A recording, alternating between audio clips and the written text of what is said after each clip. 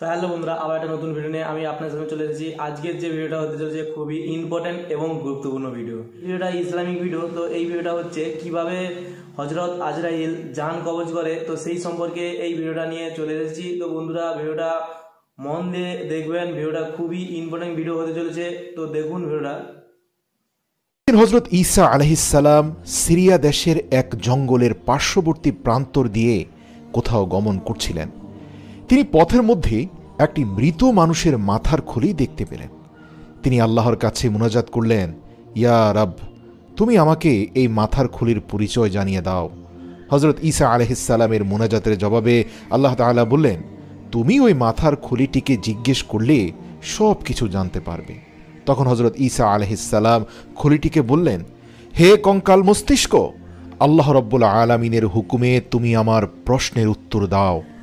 সাথে সাথে সেই কঙ্কাল মস্তিষ্কর মধ্য থেকে শব্দ বের হলো। শুরুতেই বলল, লা ইলাহা ইল্লাল্লাহ ঈসা রূহুল্লাহ। তারপর খুলিটি বলল, হে আল্লাহর নবী, আপনি কি জানতে চান জিজ্ঞেস করুন।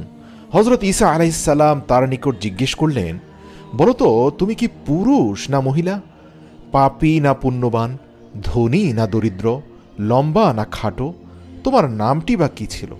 আমাকে সকল প্রশ্নের উত্তর ধারাবাহিকভাবে বলতে থাকো। খুলিটি উত্তরে বলল, হে আল্লাহর নবী, আমি পৃথিবীতে থাকা অবস্থায় বাদশাহ ছিলাম। আমার নাম ছিল বাদশাহ জমজমা। আপনার আরেকজন ভাই নবী ইলিয়াস আলাইহিসসালামের সময়কার বাদশাহ ছিলাম আমি দানশীল এবং নেককার ছিলাম। আমি জীবনে কখনো কোনো মানুষের সাথে জুলুম করিনি। আমি কোনোদিন আমার কোনো প্রজাকে ধমক দিয়ে কথা বলিনি। আমি অত্যন্ত বলিষ্ঠ এবং সুঠাম দেহের অধিকারী ছিলাম। বাদশাহ হওয়ার কারণে আমার সম্পদের অভাব ছিল না, কিন্তু তাই বলে আমি মানুষের সম্পদ বক্ষণ করতাম না। বাদশার জন্য বরাদ্দ অর্থই আমার জন্য যথেষ্ট ছিল। তবে আমি আয়েশি জীবনযাপন করতাম। রক্তবর্ণ পোশাকে সজ্জিত ৫,০০০ অতি সুন্দরী যুবতী নর্তকী গায়কদের গানের তালে তালে নৃত্য করতাম। আমি বিনোদন ও আয়েশি জীবন যাপন পছন্দ করতাম। হে নবী, আমার জীবনের আমোদ প্রমোদ আর জাকজমকের সকল কথা যদি আপনি শুনেন, আপনি বিস্ময় বোধ করবেন। আমি যখন ভ্রমণে বের হতাম, তখন আমার গায়ে রেশম আর মকমলের পোশাক ছিল। আমার সাথে অশ্বরোহী এক বিশাল বাহিনী শিকার করার জন্য বের হতো। আমার আগে ও পেছনে ৪,০০০ গোলাম থাকত।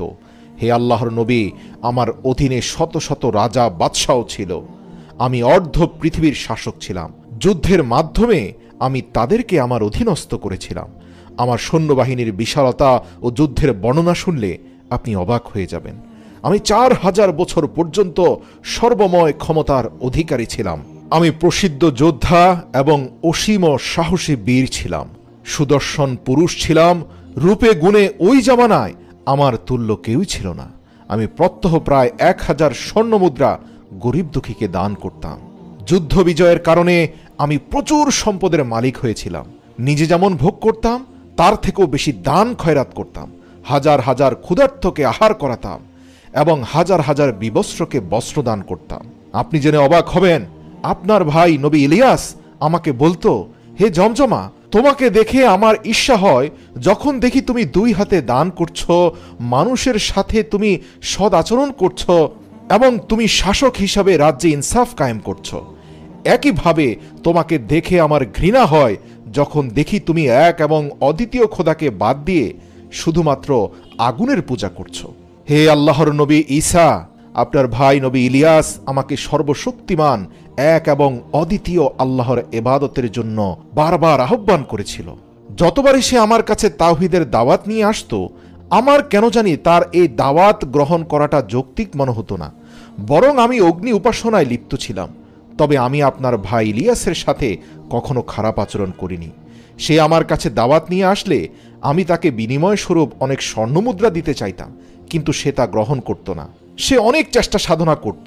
আমি শুধু হাসি মুখে তাকে বিদায় দিতাম, কখনো এক এবং অদ্বিতীয় আল্লাহকে স্বীকার করতাম না। কথোপকথনের এই পর্যায়ে প্রচণ্ড আফসোস নিয়ে কাঁদতে থাকলো জমজমা।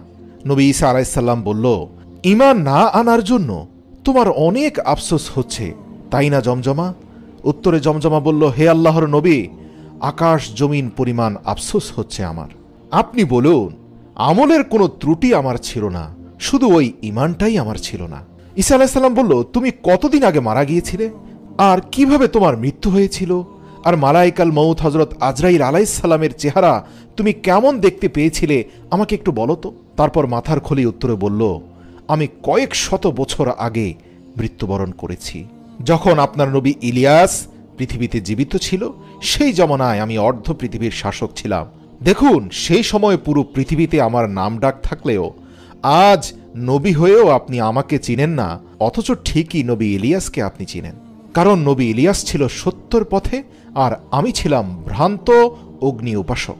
ভেবেছিলাম আমার সঠিক রাস্তাই আমাকে পৃথিবীর সকল আরামায়েশ দিবে।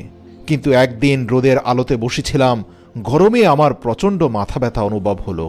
সুতরাং আমি উঠে ঘরের মধ্যে গেলাম, কিন্তু আমার শরীর ক্রমেই আরও খারাপ হয়ে আসতে লাগলো। আমি শুয়ে রইলাম, কিন্তু আমি কোনোভাবেই শান্তি পাচ্ছিলাম না। রাজ্যের সকল চিকিৎসকগণ আমার চিকিৎসার ব্যবস্থা করল, কিন্তু কোনো ওষুধেই আমার উপকার হলো না। আমি একরকম জ্ঞানহীন অবস্থায় বিছানায় পড়ে রইলাম কয়েকদিন। আমি শুধু হতবিহব্বল অবস্থায় একটি শব্দ শুনতে পেলাম, কে যেন বলল, জমজমার জান কবজ করে দোজখে নিয়ে যাও। মুহূর্তের মধ্যে মালাইকাল মউত আজরাইল আলাইহিস সালাম আমার সামনে এসে হাজির হলো। তার বিরাট ও ভয়ানক আকৃতি আমি কাউকে কোনোদিন বর্ণনা করে নিজ মুখে বলতে পারবো না। এরকম আকৃতি আমি এর আগে কখনো দেখিনি, আমি কল্পনাও করিনি। তার মাথা যেন আসমানে এবং জমিনে গিয়ে ঠেকেছে। এমন ভয়ঙ্কর মুখ অবয়ব এই পৃথিবীতে কোনো মানুষ দেখেছে কিনা আমি জানি না। আমি দেখলাম ওই মাথাটি ছাড়াও তার আরও কয়েকটি মুখ রয়েছে। আমি বড় অসহায় বোধ করছিলাম। সে আমার দিকে এগিয়ে আসলো। হযরত ঈসা আলাইহিস সালাম তাকে জিজ্ঞেস করলেন, তুমি কি তাকে জিজ্ঞেস করেছিলে যে তার এতগুলো মুখ কেন? জমজমার মাথার খুলিটি উত্তর করল, হে আল্লাহর নবী, সেই কঠিন বিপদেও আমি তার একাধিক মাথা হওয়ার কারণটি জিজ্ঞেস করেছিলাম। তাতে সে উত্তর দিল, আমার সামনের মুখ দিয়ে আমি মুমিনদের, ডান দিকের মুখ দিয়ে আসমানের অধিবাসীদের এবং বাম দিকের মুখ দিয়ে কাফেরদের, পেছনের মুখ দিয়ে মুশরিকদের জান কবজ করার নির্দেশ দিয়ে থাকি। আর তুই মুশরিক হওয়ার কারণে আমার পিছনের মুখটি দেখতে পাচ্ছিস। হযরত ঈসা আলাইহিস সালাম জমজমাকে জিজ্ঞেস করলেন, মৃত্যুকালে তোমার কষ্ট কেমন হয়েছিল? সে উত্তর দিল, মালাইকাল মউত আজরাইল আলাইহিস সালাম এর সাথে আরও কয়েকজন ফেরেশতা ছিল। তাদের কারো হাতে ছিল আগুনের ঊর্জ, কারো হাতে আগুনের তলোয়ার, কারো হাতে ছিল আগুনের তীব্র শিখা। তারা আমার নিকট এসে আমার শরীরে আগুন ধরিয়ে দিল।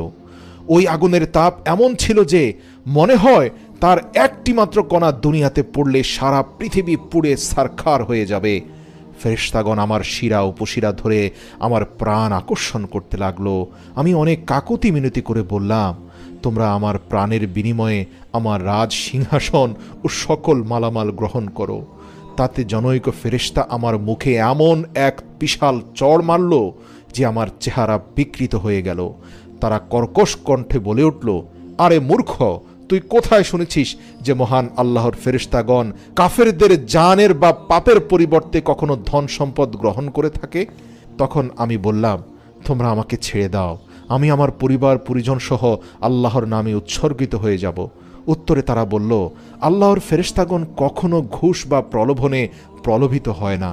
জমজমা বলল, হে আল্লাহর নবী, কি বলবো, প্রাণ বের হতে আমার এত কষ্ট হচ্ছিল এবং মনে হচ্ছিল আমার উপরে একই সাথে হাজার তরবারির আঘাত করছিল তারা। যেভাবে একটা জীবন্ত হরিণ থেকে তার ছাল বাকল ছিঁড়ে নেওয়া হয়, সেভাবে আমার হৃদয় থেকে প্রাণটাকে টেনে হিচড়ে ছিঁড়ে বের করে দেওয়া হলো। এদিকে আমার দেহটি কবরস্থানের দিকে নিয়ে যাওয়া হলো এবং সেখানে দাফন করা হলো। এটি আমি তখনই জানতে পারলাম যখন আমার মৃতদেহে পূর্ণ প্রাণ সঞ্চিত হলো। আমি জেগে উঠলাম। চারদিকে মাটি বেষ্টিত অন্ধকার, কবরের মধ্যে আমি আবদ্ধ আছি। তখন ভয় ও কষ্টে আমি একেবারে এতটুকু হয়ে গেলাম। কিছু সময়ের মধ্যে দুদিকের মাটি আমাকে ভীষণভাবে চেপে ধরল। কষ্টের কথা বলার ভাষা আমার জানা নেই, কিন্তু পৃথিবীর কেউই আমার সে কথা জানতে পারেনি। এ কষ্টের দ্বারা সব কিছু শেষ হলো না।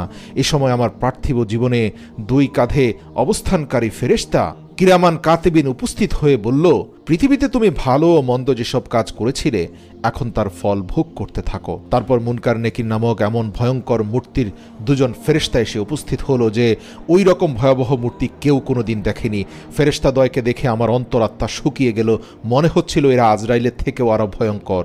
তারা আমাকে উঠিয়ে বসে ভীষণ গর্জনের সাথে জিজ্ঞেস করল, মান রব্বুকা, বল তোর প্রতিপালককে। কি বলতে হবে আমার জানা ছিল না। তাদের ভয়ে আমি তাদেরকে খুশি করার জন্য উত্তর দিলাম, তোমরাই আমার প্রতিপালক। বলা মাত্রই তারা আমাকে আগুনের মুকুট দ্বারা এমন আঘাত করল, আমি সেই আঘাতে মাটির সাথে মিশে গেলাম। কিন্তু আশ্চর্যের বিষয় হচ্ছে তখন আমার প্রাণ বের হলো না। তারা পুনরায় আমার দেহ ঠিকঠাক করে জিজ্ঞেস করল, বল তোর ধর্ম কি। আমি তাদের কথার কোনো উত্তর বুঝতে পারলাম না কি বলবো। আগুনের পূজারী বললে তো নিশ্চয়ই অনেক মারবে, তাই ভাবলাম তাদেরকে খুশি করতে পারিনি বলেই আমার সাথে এমন আচরণ হচ্ছে। তাই আমি বললাম, তোমরাই আমার দুজন নবী, এবার দয়া করে আমাকে শাস্তি দিও না। শোনামাত্র তারা আমাকে আবারও মুকুট দিয়ে এমনভাবে আঘাত করলো যে আমার হাড় মাংস চূর্ণ বিচূর্ণ হয়ে গেল।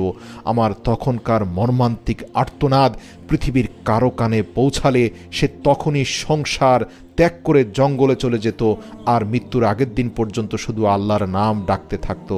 হে আল্লাহর নবী, আমি দীর্ঘ 400 বছর বাদশাহীর আমলে যে আরাম আয়েশ করেছিলাম, মাত্র একদিনের কবরের আজাবে তা আমার নিকট তিক্ত হয়ে গেল। যাই হোক, ফেরেশতাদ্বয় আমার উপরে অসহ্যকর আজাব চালিয়ে অবশেষে বিদায় হলো এবং বলে গেল, তোমার উপর আল্লাহর আজাব স্থায়ীভাবে চলতে থাকুক। বলা বাহুল্য, কবরে আজাবের উপকরণের কোনো অভাব নেই। কিছু সময় পর আবার ওই ফেরেশতাদ্বয় আমার কবরে প্রবেশ করে আমাকে ধরে আসমান অভিমুখে নিয়ে চলল। অন্ধকার কবর হতে বের হয়ে আকাশের মুক্ত আলো বাতাসে এসে কিছুটা স্বস্তির নিঃশ্বাস ফেললাম। মনে আশা জাগলো, এবার হয়তো মুক্তি লাভ করব। কিন্তু সেই আশা গুড়ে বালি। এমন সময় একটি আশ্চর্য শব্দ আসলো আকাশ থেকে একজন ফেরেশতা বলল, এই পাপিষ্ঠকে দোজখে নিয়ে যাও। দোজখের তত্ত্বাবধায়ক বিশাল আকৃতির মালিক ফেরেশতা এসে বলল, একে আগুনের শিকল দ্বারা বেঁধে নাও। আদেশ পাওয়া মাত্র কতিপয় ফেরেশতা এসে আমাকে নতুন এক স্থানে নিয়ে গেল। সেখানে নিয়ে আমাকে আগুনের বিছানার উপর শুইয়ে দেওয়া হলো। আমার শরীরের চামড়া টেনে খুলে ফেলতে লাগলো। তারপর তারা আমার চর্মবিহীন শরীরটাকে 70 গজ লম্বা অগ্নি লোহার শিকলে বেঁধে সাপ বিচ্ছু পরিপূর্ণ একটি গভীর গর্তে ফেলে দিল। সেই গর্তে সাপ ও বিচ্ছু ছাড়া অগ্নির রশি দাও দাও করে জ্বলছিল। শিকড়গুলো এতটাই উত্তপ্ত ছিল যে তার একটি মাত্র পুরো পৃথিবীতে রাখা হলে পৃথিবী জ্বলে পুড়ে ভস্ম হয়ে যেত। আমার মুখ বন্ধ করে দেওয়া হয়েছিল। কাজেই সেই অসহ্য কষ্টের মধ্যেও কোনো রকম চিৎকার করার সাধ্য ছিল না। এমন সময় হযরত ঈসা আলাইহিসসালাম বললেন, জমজমা, তুমি দোজখের অবস্থার কিছু বিবরণ আমাকে শোনাও।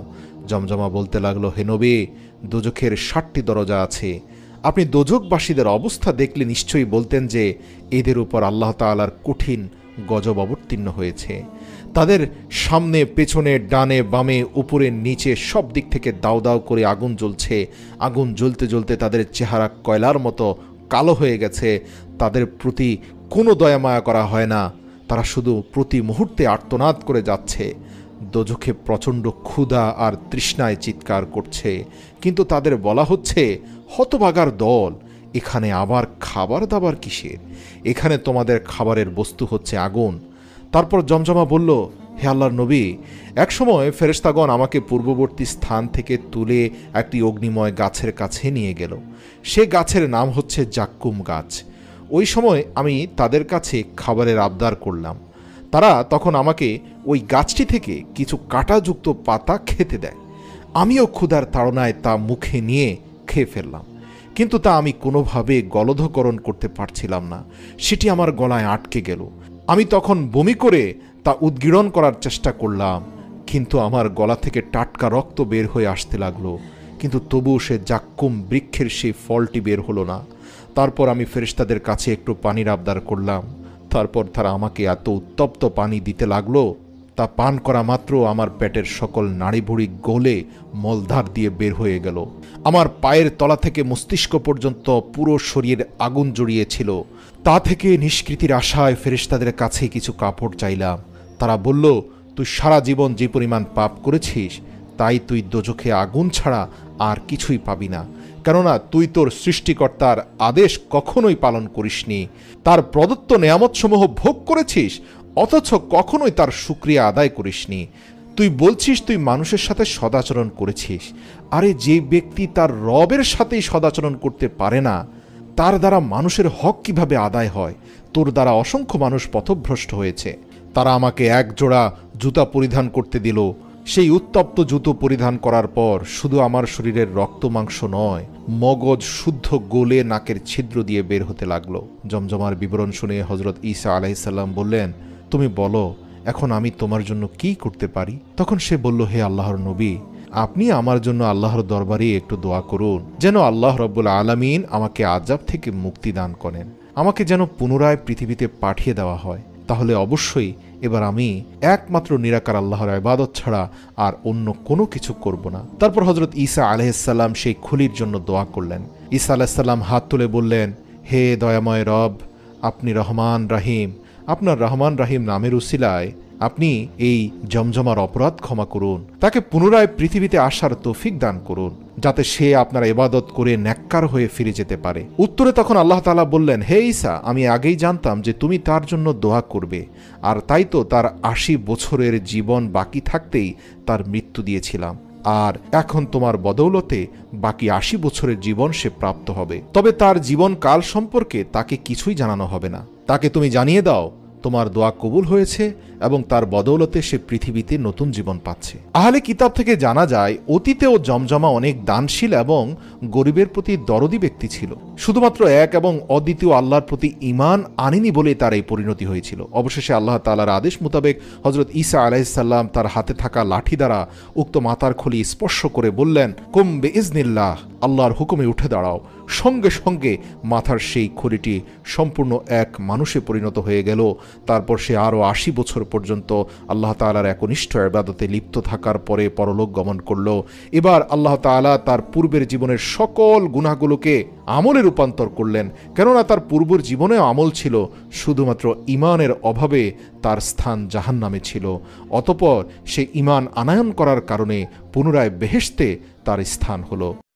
তো হ্যালো বন্ধুরা, দেখতে পেলেন ভিডিওটা খুবই গুরুত্বপূর্ণ ভিডিও ছিল। তো ভিডিওটা দেখে অনেক কিছু শিখতে পারলাম। তো বন্ধুরা দেখলেন যে একজন বলতে গেলে হিন্দু ব্যক্তি তো ইসলাম না গ্রহণ করার জন্য তার কি পরিণতি হয়েছিল এই ভিডিওটার মাধ্যমে জানলাম। তো ভিডিওটা খুবই ইম্পর্টেন্ট ভিডিও ছিল। তো বন্ধুরা যদি ভালো লেগে থাকে ভিডিওটা কমেন্ট এবং লাইক করে চ্যানেলটিকে সাবস্ক্রাইব করবেন।